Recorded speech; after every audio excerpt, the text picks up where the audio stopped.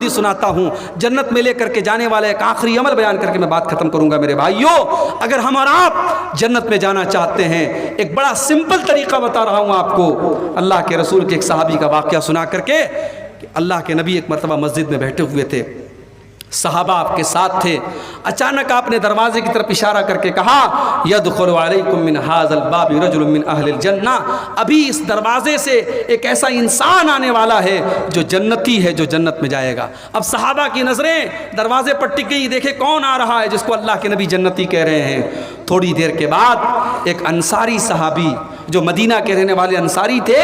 وہ اپنے ہاتھوں میں اپنا چپل اور جوتا لیے ہوئے تھے، وضو کر کے آ رہے تھے، داڑھی سے وضو کا پانی ٹپک رہا تھا، اسی حالت میں وہ آئے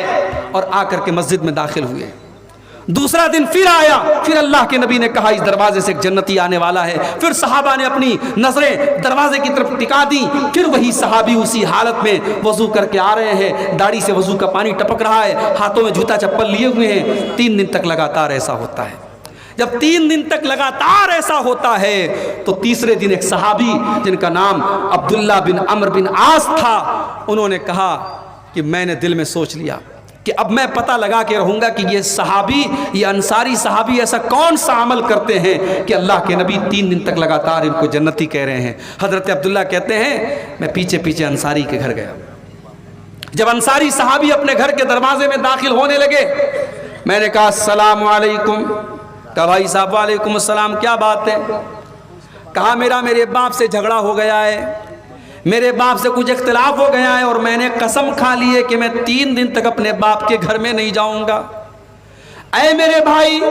میں 3 دن تک آپ کے گھر میں مہمان بن کر کے رہنا چاہتا ہوں، کہ آپ تیار ہیں؟ انصاری صحابی نے کہا کوئی بات نہیں، آپ 3 دن تک میرے گھر میں رہ سکتے ہیں۔ دیکھیں پھر وہی بات آئی، صحابہ کا دل بہت بڑا تھا، صحابی نے ایک بار بھی اپنی بیوی سے مشورہ نہیں کیا، اپنے گھر پتہ لگانے نہیں گئے کھانا ہے کہ نہیں، پانی ہے کہ نہیں، کہا ٹھیک ہے آپ 3 دن تک میرے گھر میں مہمان بن کے رہ سکتے ہیں۔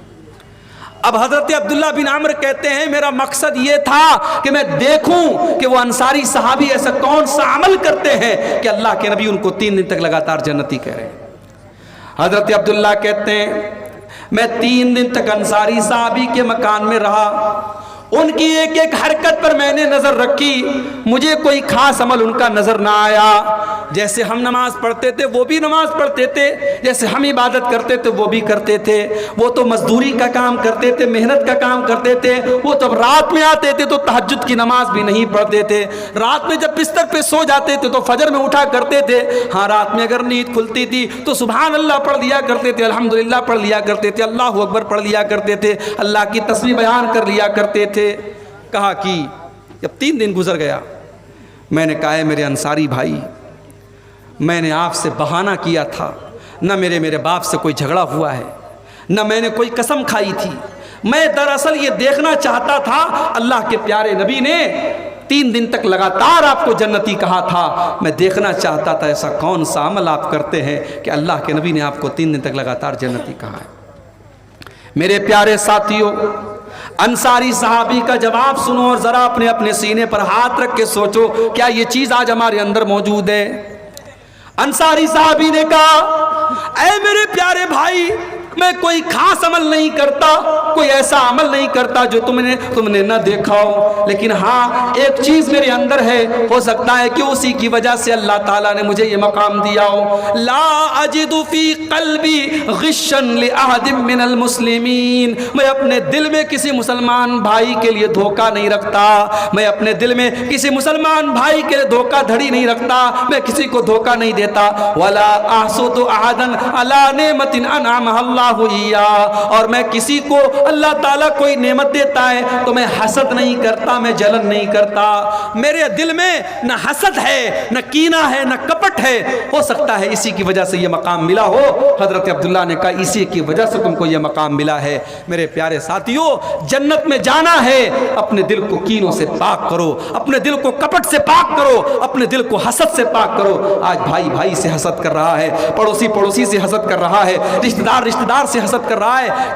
کسی نے دولت زیادہ کما لی، اس کی دولت دیکھ کر کے حسد، کسی نے زیادہ نام کما لیا، اس کا نام دیکھ کر کے حسد، کسی نے اچھا مکان بنا لیا، اس کا مکان دیکھ کر کے حسد۔ میرے بھائی حسد مت کرو، اللہ تیرے مقدر میں جو ہے وہ تجھے مل کر کے رہے گا، اس کے مقدر میں جو ہے وہ اسے مل کر کے رہے گا۔ آپ کے حسد کرنے سے آپ کا نقصان ہے، اس کا کوئی نقصان نہیں ہے۔ میرے پیارے ساتھیوں، یہ چیز بھی اگر اپنے اندر ہم پیدا کر لیں، اپنے دل کو پاک اور صاف کر لیں، تو انشاءاللہ جنت میں لے کر کے جانے والی یہ چیز بھی ہے۔ میرے عزیز بھائیوں، میرے بزرگوں، آج ضرورت اس بات کی ہے، جنت میں لے کر کے جانے والے مختلف اعمال میں نے آپ کے سامنے بیان کیے۔ یہ اعمال صرف بیان کرنے کے لیے اور صرف مزہ لینے کے لیے نہیں ہیں، یہ چیزیں اپنے اندر ہم پیدا کریں۔ میں نے توحید بیان کی، ہم اپنی توحید کی حفاظت کریں۔ میں نے اپنی شرمگاہ کی حفاظت کی بات کہی، ہم اپنی شرمگاہ کی حفاظت کریں۔ میں نے زبان کی حفاظت کی بات کہی، ہم زبان کی حفاظت کریں۔ میں نے تقویٰ کی بات کہی، ہم تقویٰ اپنے اندر پیدا کریں۔